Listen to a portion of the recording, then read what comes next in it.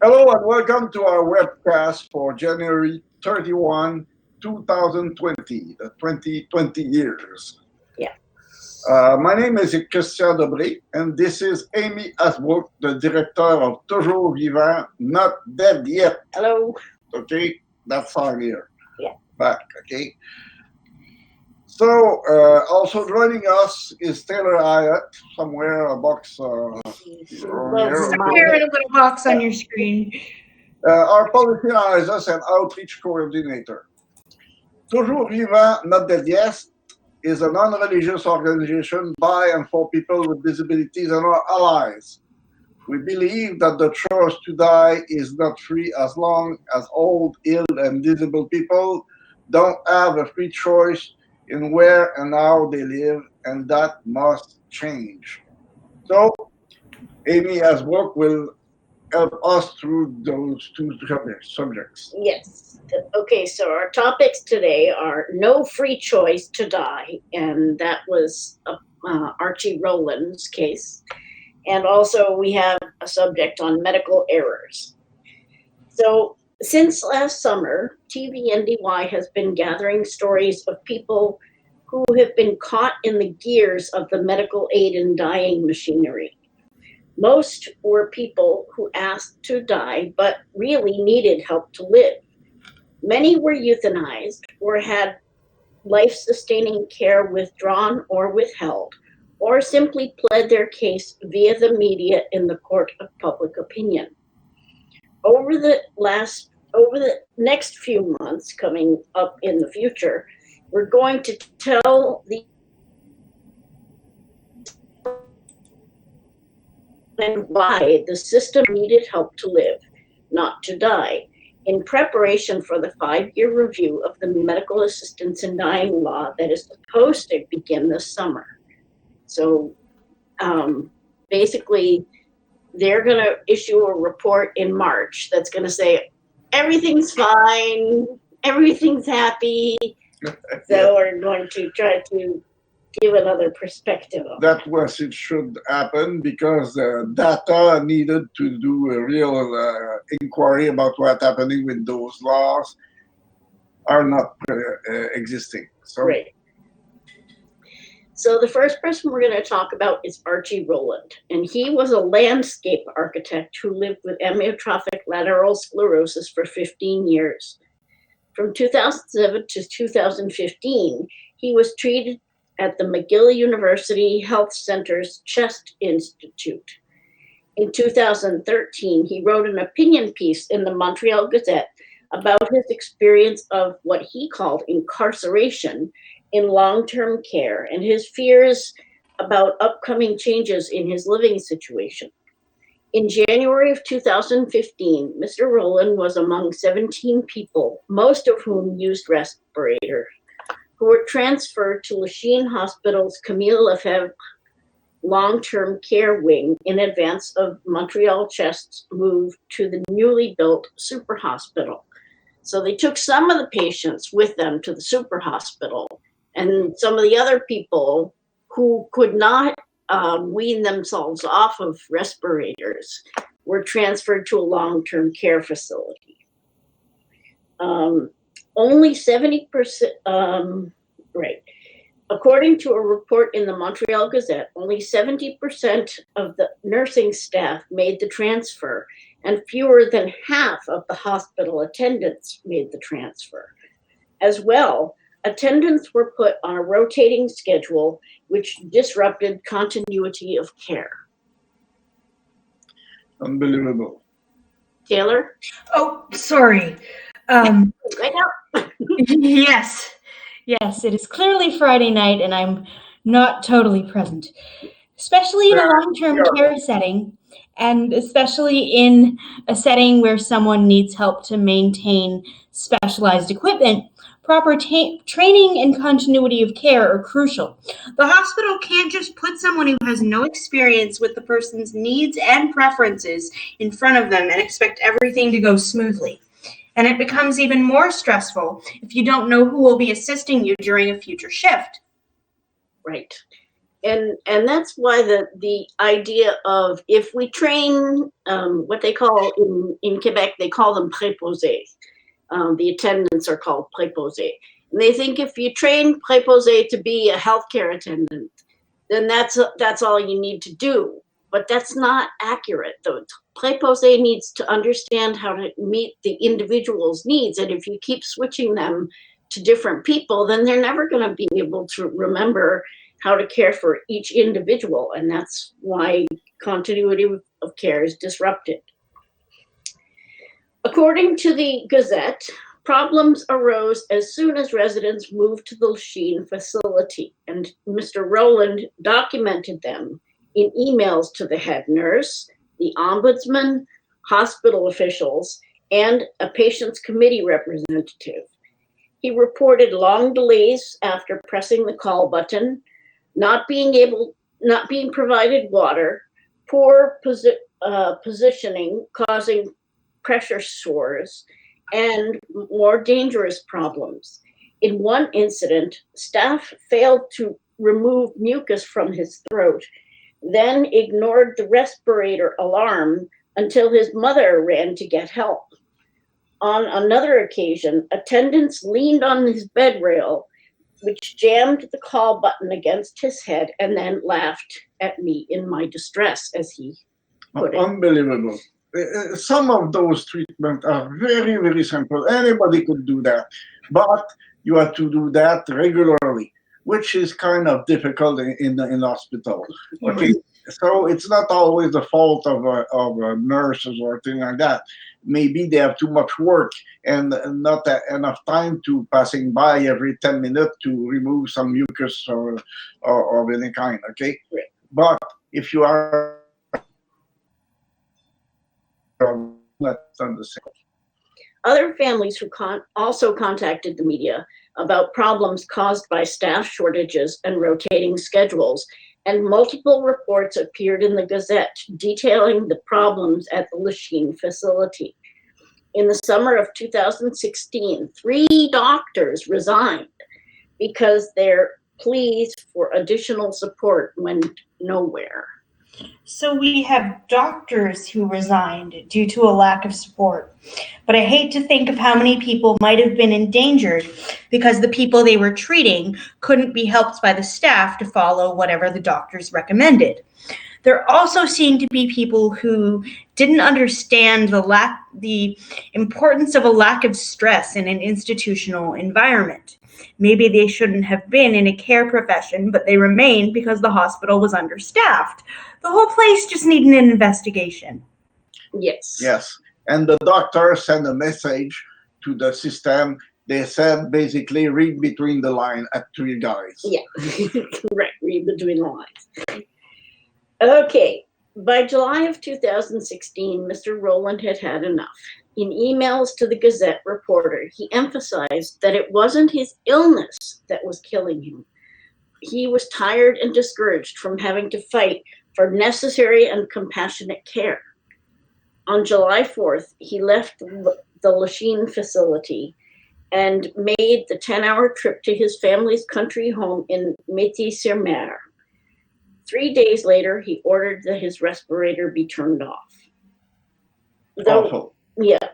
And so he actually didn't have euthanasia. He just refused, had the medical care withdrawn. And you suffocate to death. Yeah. What an adorable way to go. Yeah. Though transfer to another facility was mentioned as a potential solution, in none of the reports was the possibility raised that Mr. Rowland could have lived at home with attendant services. The residents of the long-term care facility, referred to as patients rather than people, were described as hooked up to respirators and feeding tubes. You are not, when you do the cleaning with comment ça s'appelle un aspirateur? With the vacuum cleaner. Vacuum cleaner, you are not hooked up to the Wi-Fi. To a vacuum cleaner. Right, exactly. So they were described as being hooked up rather than using such equipment. And where is the choice in that is what we want to know in that whole situation. Okay, our second topic is medical errors, and this is pretty startling. A search of Google News for information about the crash of Ukrainian Airlines Flight 752 on January 8th yields 11,900 results, a lot. Wikipedia reports that there were 63 Canadians aboard. At the same time, according to a report from the Canadian Patient Safety Institute, or CPSI, 76 Canadians die each day. Each day there is a plane crashing over the mistreatment or mistaken treatment. Each day in Canada from falls, medical errors, and infections they picked up in hospital. The CPSI estimates that 28,000 Canadians died in 2013 alone. And that's every year. Awful. You asked me the question, how many die, before I know that number, and what I have. And you said you thought maybe it was 500 people a year. Yeah. But when I heard 28,000. Yeah, orders of magnitude. Unbelievable. Okay. Despite being the third leading cause of death in Canada after heart disease and cancer. Still, right. Number 3. Medical errors, also known as adverse events, also known as patient safety incidents, receive very little news coverage. A Google search found only a handful of articles in the mainstream press each year on the subject, and there really isn't much. I was just stunned. Public attention was drawn to the medical errors at the turn of the century with the publication of To Err is Human, Building a Safer Health System in November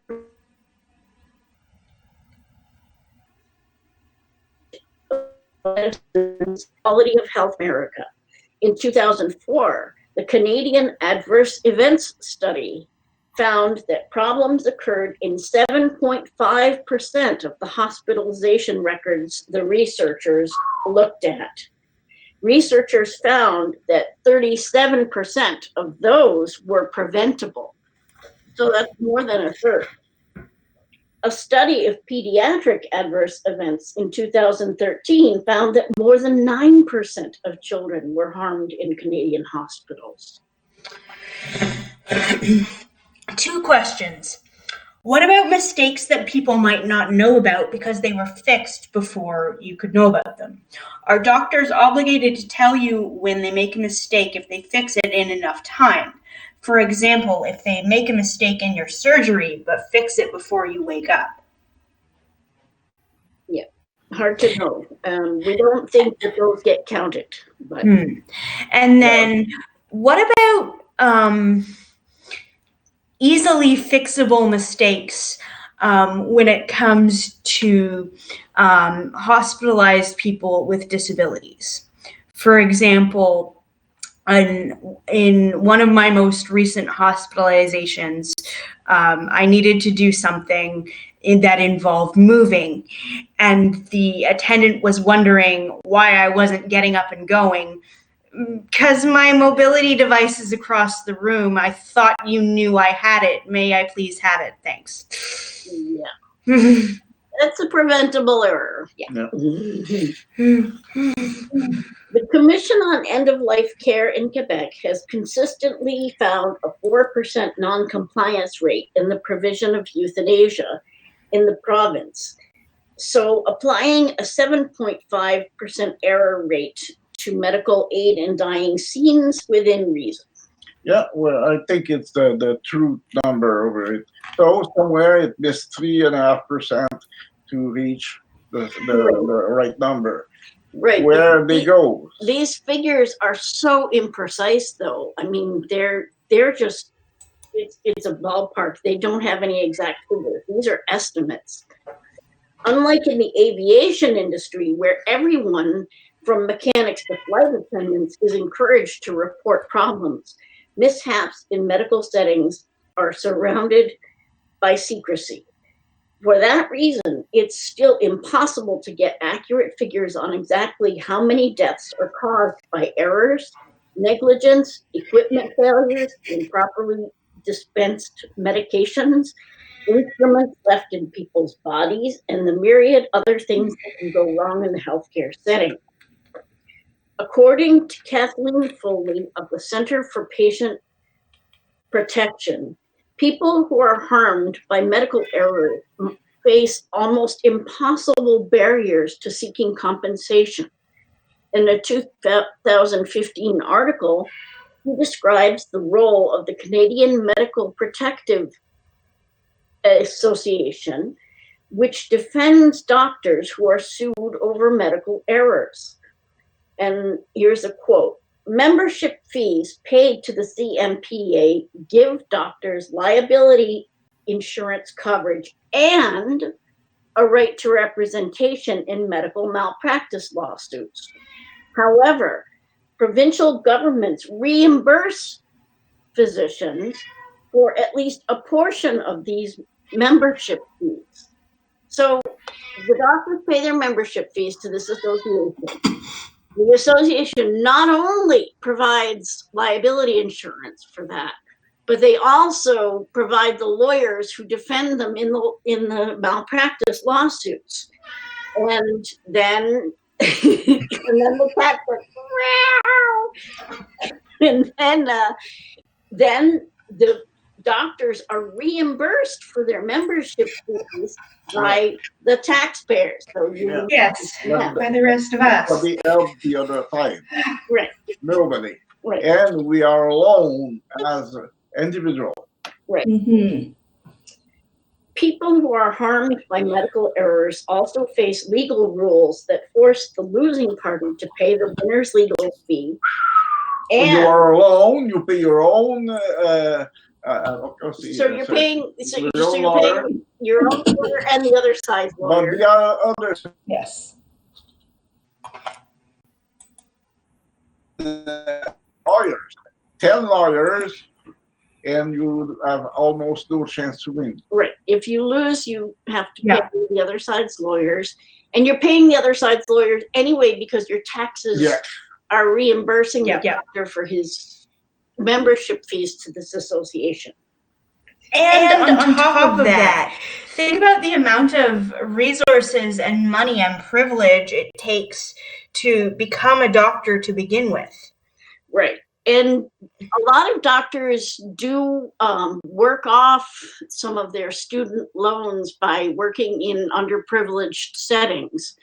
But yeah, I mean, it costs a lot to become a doctor, and they are well compensated once they become doctors. So you're already looking at someone who has, for lack of a better word, a leg up against many of the people who might oppose him in a malpractice issue. Right. And the doctor is going to bring in all his friends to act as expert witnesses. Yeah. Yeah. So people who, let's see, I already read that. People who are harmed by medical errors face legal rules.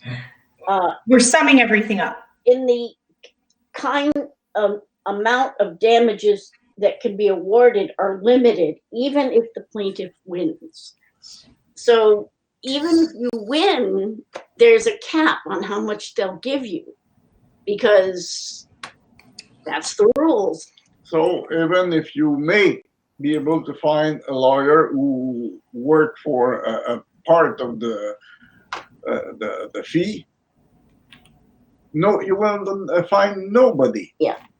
So to sum up, if you're one of the 400,000 people each year who are harmed by a patient safety incident, don't count on winning in court, since your taxes are helping to pay for the defendant's legal team. And if an adverse event affects the diagnosis, treatment, eligibility determination, or administration of euthanasia, you could be among the 7.5% of people who are killed due to medical error. Think about it. Yeah. So there you go. If you want more information about the topics that we discuss here, you can visit our Facebook page at facebook.com/toujours vivant, not dead yet, all one word. Visit our website at tvndy.ca. You can email us at info@tv-ndy.ca, or you can follow us on Twitter @TVNDY. Thanks to Christian for helping out. Thank you, And Amy. thanks to Taylor as well. Thank you, Taylor. We will see you next time. Bye. Bye. Bye. Take care.